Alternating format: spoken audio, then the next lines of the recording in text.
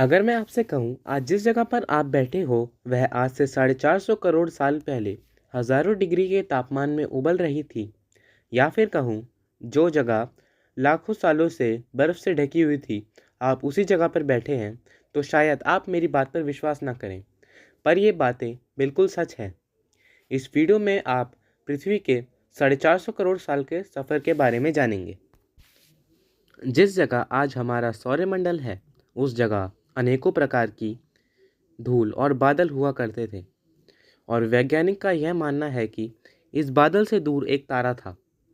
परंतु समय के साथ इस तारे की ऊर्जा कम होते रहने के कारण इस तारे में एक बड़ा विस्फोट हुआ। विस्फोट की वजह से अंतरिक्ष की यह सारी धूल दबने लगी और ज़्यादा दबाव के कारण यह सभी बड़े उल्कापिंड और पत्थरों में तब्दील होने लगी। साथ ही साथ इस दबाव से बादलों के रेडियो एक्टिव पदार्थ ने ग्रेविटी का निर्माण किया।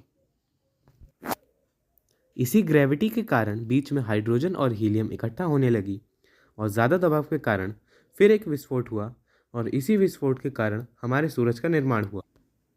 और सूरज के गुरुत्वाकर्षण के कारण जो उल्कापिंड इधर उधर भटक रहे थे वह अब सूरज की परिक्रमा करने लगे, और साथ ही साथ परिक्रमा करते करते इन सभी पत्थरों में भारी टकराव हुआ, जिसके फलस्वरूप मरकरी, वीनस, अर्थ, मार्स जैसे ग्रहों का निर्माण हुआ। वैज्ञानिकों के मुताबिक उस वक्त पृथ्वी और मार्स के बीच एक और ग्रह था जिसका नाम था थिया।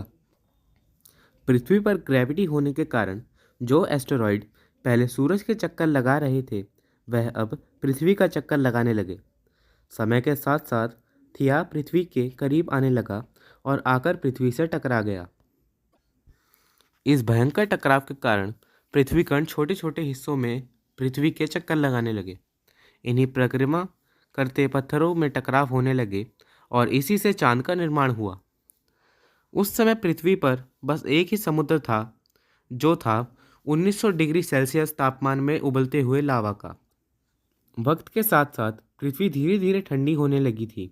लाखों सालों तक पृथ्वी पर उल्कापिंडों की बरसात होती रही, और इन उल्कापिंडों में जमा था नमक, मिनरल्स और पानी। जैसे जैसे पत्थर पृथ्वी पर गिरते रहे पृथ्वी की सतह पानी से भरता चला गया।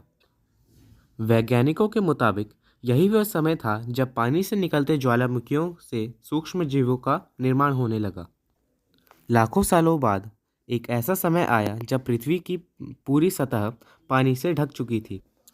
पानी के कारण जब पृथ्वी की गर्मी बाहर नहीं निकल पाई तब ज्वालामुखियों का निर्माण हुआ, और इन्हीं ज्वालामुखियों के कारण पृथ्वी पर ठोस सतह की उत्पत्ति होने लगी। आज से लगभग 300 करोड़ साल पहले एक ऐसा समय आया जब पृथ्वी का वातावरण लगभग स्थिर होने लगा था। इस समय पृथ्वी का एक दिन लगभग 12 घंटों का होता था। समय बीतता गया और ये सूक्ष्म जीव विकसित होते गए।